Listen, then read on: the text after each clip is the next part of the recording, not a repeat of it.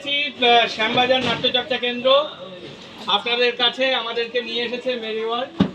তো আপনারা এর আগেও আমাদেরকে দেখেছেন, আপনাদের এখানে এসেছি স্ট্রিট প্লে করতে, নাটক করতে, তার মাধ্যমে আপনাদের কিছু কথা বলতে।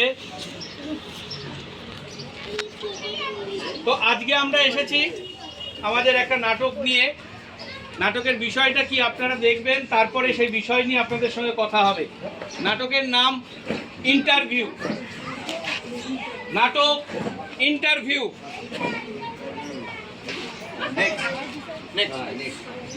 লাস্ট ক্যান্ডিডেট অরুণা রায় আসবেন। মেয়ে ক্যান্ডিডেট? মেয়ের কেন স্যার? হ্যাঁ, বিয়ে হয়েছে? না স্যার। কবে হবে? স্যার এটা কি আমার চাকরিতে জয়েন করার নতুন ক্রাইটেরিয়া?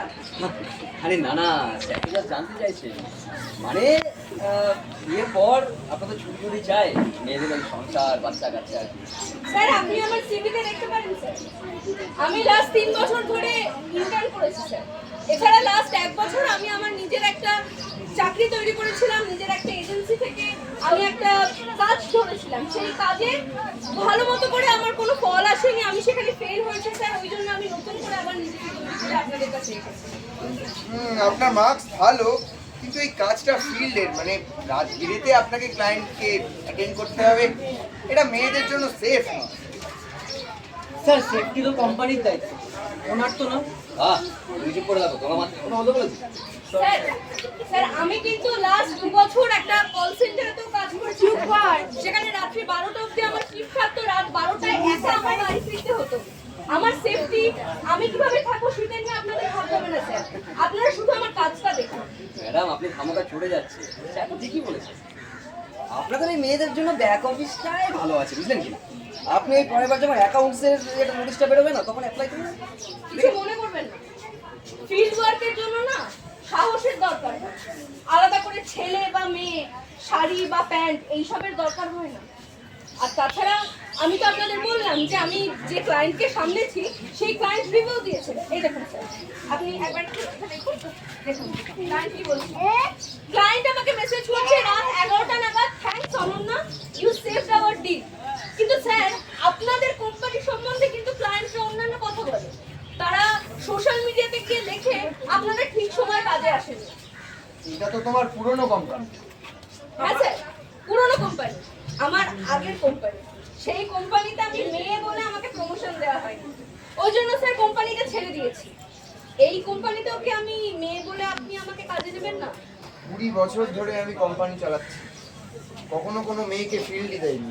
স্যার 20 বছর ধরে আপনি যেটা করছেন সেটা কোনো অভিজ্ঞতা নয়, সেটা একটা অভ্যাস। এই অভ্যাসটা আপনার হয়ে গেছে স্যার। কিন্তু আপনি একবার ভেবে দেখুন স্যার, যে আপনার ফিল্ডের প্রায় 60% কাস্টমার কিন্তু লেডিস কাস্টমার, তাহলে মহিলাদেরকে সামলাতে স্যার আপনারা কি মহিলাদের ভয় পাচ্ছেন? ঠিক আছে, আপনি বাইরে অপেক্ষা করুন, আমরা ডেকে নিচ্ছি। Okay sir. স্যার একটা কথা বলি, গত মাসে আমরা টেন্ডারটা কেন হারালাম জানেন? কারণ আমাদের ক্লায়েন্ট একজন ম্যাডাম ছিলেন। আমাদের প্রণবদা গিয়ে বলেছিল যে ম্যাডাম এসব টেকনিক্যাল ব্যাপার স্যাপার আপনি বুঝবেন না, স্যারকে ডাকুন। তা ম্যাডাম অপমানিত বোধ হয় পুরো ডিলটাই ক্যান্সেল করে দিল। হ্যাঁ, এক সেকেন্ড, হ্যাঁ দাঁড়াও। দেখলি কেমন গেমাত মেয়েটা, চাকরিটা পাবে না দেখিনিস, ওভার কনফিডেন্স। ওটা ওভার কনফিডেন্স নয় স্যার, কনফিডেন্স, যেটা আপনার আর আমার মধ্যে নেই কিন্তু ওনার মধ্যে আছে। চুপ করে থাকতো, এই এরকম এই মিনমিনে ছেলেগুলোর জন্যই না মেয়েগুলো মাথায় চড়ে নাচে। আমাদের সময় না মেয়েরা চাকরি চাইতো না, সংসার চালাতো। হ্যাঁ স্যার আপনার সময় তো মোবাইল ফোনও ছিল না, কিন্তু এখন আছে। সময় পাল্টেছে স্যার। আর তাছাড়া দেখুন না, গত মাসে আপনি যে টেন্ডারটা ক্যান্সেল করালেন তার জন্য সেই ম্যাডাম কি পোস্ট করেছে দেখুন। some companies simply women can understand it because the company is এই বুঝতে বলিস না। বলবো না স্যার, কিন্তু এবার একটু নিজেকে পাল্টান, নাহলে কোম্পানি তো আপনাকে ছেড়ে দেবে। হ্যাঁ, ওনাকে ডাকুন। অনন্যা রায় আসবেন। Yes sir. হ্যাঁ মিস অনন্যা, এবার আপনি আমাকে কনভিন্স করুন কেন আমার কোম্পানিতে আমি আপনাকে চাকরি দেব। Okay sir. স্যার আপনার কোম্পানির বিষয়ে আমি স্টাডি করতে গিয়ে যেটা পেয়েছি তিনখানা পয়েন্ট। ফার্স্ট পয়েন্ট, আপনার কোম্পানির যে কাস্টমার তাদের 60% কিন্তু লেডিস কাস্টমার, কিন্তু আপনাদের সেলস হেডে একজনও মহিলা কাজ করেন না। তাহলে লেডিস কাস্টমারদের কে বুঝবে মহিলারা ছাড়া? সেকেন্ড পয়েন্ট স্যার, আপনাদের যে কম্পিটিটিভ কোম্পানি আছে নেক্সট ডে, সেখানে কিন্তু সেলস হেড একজন মহিলা। সেই মহিলার জন্য এখন তাদের কোম্পানি কিন্তু 40% ইনক্রিজ করেছে স্যার, কিন্তু আপনাদের মাত্র 5%। এই অসুবিধাটা হচ্ছে সেটা আপনারা বুঝুন স্যার। আর 3 নম্বর পয়েন্ট, মানে একদম ভাইটাল পয়েন্ট স্যার, উনি রাহুল বাবু 5 বছর ধরে একটাও ক্লায়েন্ট জোগাড় করতে পারেননি স্যার, কিন্তু ইনি অয়ন বাবু চুপ করে নিজের কাজটা করে গেছেন, কিন্তু নিজের কোনো ক্রেডিট উনি পান না। কিন্তু স্যার যদি আপনি আমাকে কিনে নেন, সবটা ইকুয়াল হবে স্যার, ছেলে মেয়ে আলাদা করে ভাগ থাকবে না, আমরা সবাই একসাথে কাজ করবো স্যার ইকুয়ালি। তখন দেখবেন রাহুল বাবু ক্লায়েন্টদের সামলাবেন আর আমি আর অয়ন বাবু ফ্রিতে কাজ করবো স্যার। আর যদি ফেল হন? যদি ফেল হই তাহলে আমি এই চাকরিটাও ছেড়ে দেবো স্যার, কিন্তু আমার মনে হয় না আমরা ফেল হবো স্যার। আপনি একবার একটু বিশ্বাস করুন, আমরা সবাই পারবো স্যার। বেশ, আমি আপনাকে আমার কোম্পানিতে নিলাম, কিন্তু একটা শর্ত, কি স্যার? আপনি এদেরকে লিড করবেন। হ্যাঁ হ্যাঁ, রাহুল বাবুকে শেখাবেন মেয়েদের সম্মান কি করে দিতে হয়, আর অয়নকে শেখাবেন কখন চুপ করে থাকা অন্যায়। পারবেন? হ্যাঁ স্যার পারবো। বেশ, আজ থেকে আমাদের নতুন এক্সিকিউটিভ হেড অনন্যা রায়। রাহুল, তুমি ওর আন্ডারে কাজ করবে, অয়ন তুমি ওকে অ্যাসিস্ট করবে। Yes sir. ম্যাডাম তাহলে কি কাজ দিয়ে শুরু করবো? মানে আমাদের যে অফিসটা আছে সেই অফিসের শুধুমাত্র 3 তলাতে একটাই লেডিস ওয়াশরুম, কিন্তু প্রত্যেকটা ফ্লোরে জেন্টস ওয়াশরুম আছে। তাই এবার থেকে সবটা ইকুয়াল হবে। এবার থেকে প্রত্যেকটা ফ্লোরে লেডিস বাথরুমের সাথে সাথে জেন্টস বাথরুমও থাকবে। বোঝা গেল? আর স্যার আপনাকে আরেকটা কথা বলার আছে। এরপর থেকে এই এইচআর পলিসির ইন্টারভিউতে যাতে কাউকে বিয়ে কবে হয়েছে, বাচ্চা কবে হবে, এই জাতীয় প্রশ্ন আজ থেকে ব্যান করা হোক, সেটা আপনি দেখবেন স্যার। কারণ আমরা এবার থেকে আমাদের কোম্পানিতে যোগ্যতা দেখে কাজ নেব, কোনো ছেলে মেয়ে আলাদা করে জেন্ডার দেখে নয় স্যার। বেশ, তাই হবে। আর আপনারাও মনে রাখবেন, যোগ্যতাই শেষ কথা। যোগ্যতা দেখে কাজ দাও, দাড়ি গোঁফ দেখে নয়। যোগ্য যার চেয়ার যার হোক পরিচয়। যোগ্যতা দেখে কাজ দাও, দাড়ি গোঁফ দেখে নয়। যোগ্য যার চেয়ার তার হোক পরিচয়। ছেলে মেয়ে একই দল, একই জয়ের দায়। ছেলে মেয়ে একই দল, একই জয়ের দায়। বসেন বুঝে গেল যোগ্যতা কথা কয়। বসেন বুঝে গেল যোগ্যতা কথা কয়। যোগ্যতা দেখে কাজ দাও, দাড়ি গোঁফ দেখে নয়। যোগ্য যার চেয়ার তার হোক পরিচয়।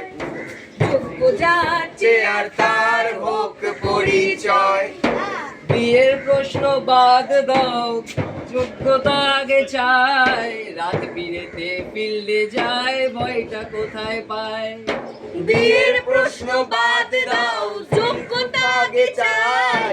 রাত বিরেতে ফিল্ডে যাই, ভয়টা কোথায় পায়? টার্গেট মিটে গেলে পরে কে ছেলে কে মেয়ে। টার্গেট মিটে গেলে পরে কে ছেলে কে মেয়ে। সবার মনে লেখা থাক মেধাই শেষ কথা যে। সবার মনে লেখা থাক মেধাই শেষ কথা যে।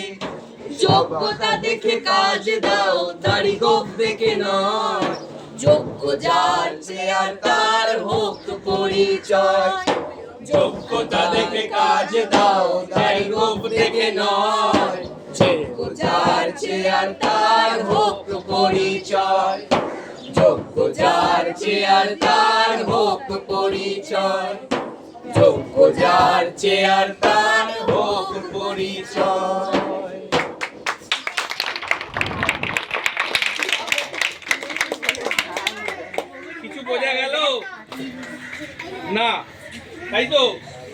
কে বুঝতে পারোনি? বলো, না বললে কে? ভেতরের লোক, ভেতরে থেকেই বলবে, সামনে এসে বলবে না। বলো, সামনে এসে বলো যে না, না বুঝলে বুঝিয়ে দেবো। তোমরা বুঝতে পারলে কিছু? क्या समझ में आया बोलो, किसी को समझ में সমাজ মে কুছ আয় क्या? বলো, বুঝতে পেরেছো? হ্যাঁ, ছেলে বা মেয়ে সেটা ফ্যাক্টর নয়, কেউই বড় নয়। যার বুদ্ধি বড়, যার যোগ্যতা বড়, তাকেই আমরা বড় বলবো। ঠিক আছে? ছেলে বলে সে এটা করবে, মেয়ে বলে এটা করতে পারবে না, ছেলে বলে সে চাকরি করবে, মেয়ে চাকরি করতে পারবে না, এটা হবে না। সবাই সমান। ঠিক আছে? তো এটাই আমাদের আজ থেকে মনে রাখতে হবে, আমাদের ছেলে মেয়ে সবাই সমান। আর সবচাইতে বড় জিনিস যেটা, সেটা হচ্ছে যোগ্যতা, মেধা। যার যেটা মেধা, সেই মেধাটাকে আরো বাড়াতে হবে। মেধাটাই শেষ কথা। এটা রেখে আজকের মতো আমরা বিদায় নিচ্ছি, আবার আসবো। নমস্কার।